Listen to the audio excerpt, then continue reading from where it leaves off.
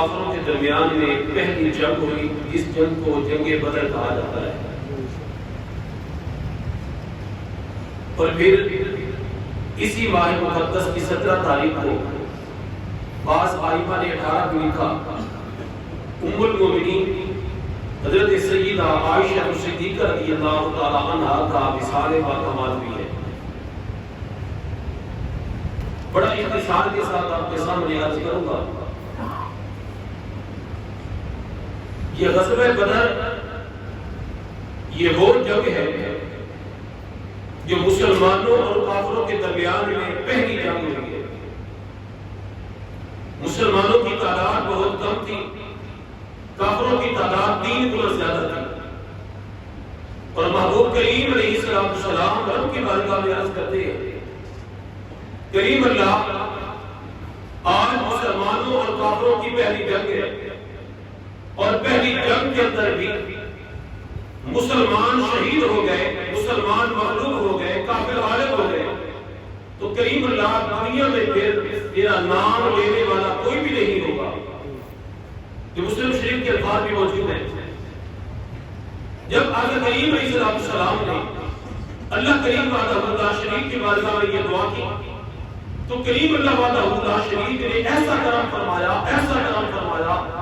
کہ مسلمانوں کی تعداد کم ہونے کے باوجود بھی ہمت طاقت اتنی زیادہ بڑھ گئی، اور میرے محبوب کے غلام بھی کہنے لگے، حضور آپ ہمیں اشارہ فرمائے، حکم آپ ہمیں اشارہ فرمائے، اور کافروں کی گردنوں کو اڑا دینا پھر آپ کے غلاموں کا کام ہوگا۔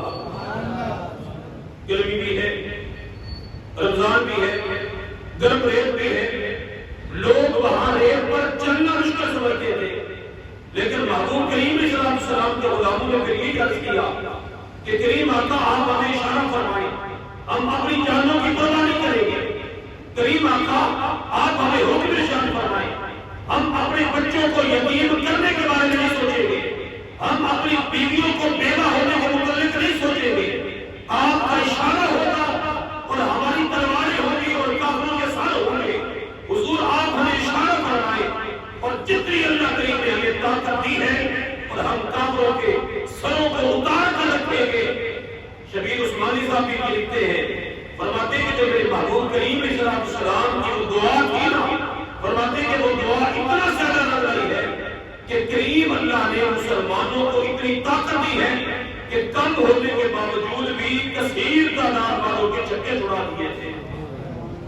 اتنی کریم اللہ نے ان کو حکمت اور طاقت عطا فرمائی ہے، اتنی مضبوطی عطا فرمائی ہے۔ اور پھر یاد رکھیے کہ جب مسلمانوں اور کافروں کے درمیان میں کوئی جنگ ہونے لگی تو ہر ایک کے پاس کوئی نہ کوئی اپنے لشکر، اپنے گروہ کی نشانی تھی، کافروں کے پاس اپنی نشانیاں تھی، جیسے حضرت سیدنا ابو علی پاک رضی اللہ تعالیٰ عنہ کا فرمان نشان بھی موجود ہے، اور وہاں لوگ اونٹوں کو ذبح کر کے ان کے گوشت کو بھون کر ایک کو پکا کر کھانا، ایک کو بھون کر کھانا، اور بھون کر وہ کھا رہے تھے۔ کثیر ساری مالی ان کے پاس موجود تھی، اور پھر صرف بھون کر کھا بھی نہیں رہے تھے بلکہ گوشتوں کو بھون کر عاشق اپنی معشوقوں کی طرف وہ بوٹیاں بھونی ہوئی یوں کر کے پھینکا کرتے تھے، اشارے کیا کرتے تھے۔ جو اونٹوں کے گوشت کو بھون کر کھائے وہ کبھی مسلمانوں سے شکست نہیں کھائے گا، کبھی وہ مسلمانوں کو غالب نہیں ہونے دے گا۔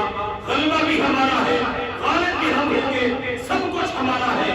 لیکن کریم اللہ نے فرمایا یہ تمہاری اپنی سوچ ہے، مسلمانوں کو مخاطب کر کے فرمایا وَأَنْتُمُ الْأَعْلَوْنَ إِن كُنتُم مُؤْمِنِينَ، فرمایا محبوب کے غلاموں اگر تم مسلمان سچے ہونا، فرمایا سچا مسلمان ہونا یہ تمہارا کام ہے، غلبہ عطا فرما دینا اللہ رب العالمین کا کام ہے۔ فرمایا سچ بات یہ ہے کہ ایمان تمہارا غالب ہو، ایمان تمہارا مضبوط ہو، ساری بات ایمان پہ ہے، فرمایا ایمان تمہارا مضبوط ہے پھر کبھی بھی کافر غالب نہیں آ سکتے۔ ایمان اگر تمہارا کمزور ہو گیا تو پھر کافر تمہارے اوپر غالب آ جائیں گے۔ وَأَنْتُمُ الْأَعْلَوْنَ إِن كُنتُم مُؤْمِنِينَ، فرمایا اگر تم مسلمان ہو، مومن ہو تو پھر تم ہی غالب ہو۔ کریم اللہ نے پھر ایسا کرم فرمایا کہ مسلمانوں کی تعداد کم ہونے کے باوجود بھی کافروں پر غالب آ گئی اور کافروں کے چھکے چھڑا دیے۔ میرے محبوب کی بارگاہ میں لوگ حاضر ہوئے، آخری بات عرض کر رہا ہوں، میرے محبوب کی بارگاہ میں حاضر ہوئے، حضور ان کے پاس میں نشانیاں ہیں، وہ گانے گا رہے ہیں، وہ اپنی عاشق اپنی معشوقوں کے ساتھ پیار اور محبت کا انداز پیش کر رہے ہیں. اب ہماری علامت کیا ہونی چاہیے؟ ہم کیا کریں؟ میرے محبوب کی ذات پر صحابہ نے درود پڑھنا شروع کر دیا, ذکر اذکار کرنا شروع کر دیا, اور میرے محبوب کی بارگاہ میں پھر عرض کی حضور جھنڈے کے طور پر ان کے پاس جھنڈے بھی موجود ہیں, ان کے پاس علامت بھی موجود ہے, پہچانے جاتے ہیں کہ یہ ابو جہل کی جماعت ہے. ہمارے پاس کوئی ایسی نشانی نہیں ہے. میرے محبوب کریم صلی اللہ علیہ وسلم نے جو ارشاد فرمایا, اب دیکھو جھنڈے کا ثبوت کہاں سے ہے اور جھنڈے کا معاملہ کہاں سے ہے. علامت کے طور پر میرے محبوب کریم صلی اللہ علیہ وسلم نے حکم دیا, اور میں صحابہ جاؤ میری گھر والی عائشہ صدیقہ کا دوپٹہ لے کر آؤ. آج ان کا دوپٹہ جب میدان بدر کے اندر لہرائے گا, یہ جھنڈا بن کر ہماری علامت بن کر جب یہ لہرائے گا نا, تو کریم اللہ اتنا کرم فرمائے گا کہ مسلمانوں کو ہمیشہ غلبہ نصیب فرمائے گا. مسلمانوں کو بھی ایک پہچان ہو جائے.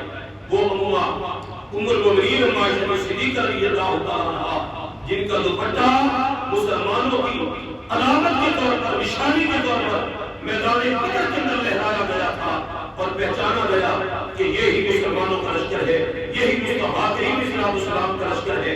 یارو دیکھو دوپٹہ کس خاتون کا تھا, وہ صدیق اکبر کی بیٹی ہے. کس خاتون کا تھا, میرے مصطفیٰ کریم کی زوجہ محترمہ ہے. کس خاتون کا تھا کہ جو میرے محبوب کریم صلی اللہ علیہ وسلم کی زوجہ محترمہ ہے. جب ان کا دوپٹہ میدان بدر کے اندر علامت کے طور پر لہرایا گیا, تفسیر معالم تنزیل میں لکھا ہے کہ کریم اللہ نے اتنا کرم فرمایا, اتنا کرم فرمایا, ایک تو مسلمانوں کی علامت بھی ظاہر ہو گئی, اور دوسری بات یہ کہ کریم اللہ نے پھر مسلمانوں کو فتح عطا فرمائی ہے.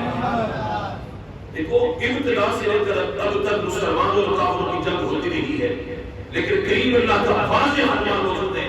فرمایا جنگ جیتنا چاہتے ہو مسلمانوں, اگر تم کافروں پر راج کرنا چاہتے ہو, کافروں کو مغلوب کرنا چاہتے ہو, کافروں کو پست کرنا چاہتے ہو, تو ایمان کو مضبوط کرنا ہوگا, اپنے ایمان کو خالص رکھنا ہوگا.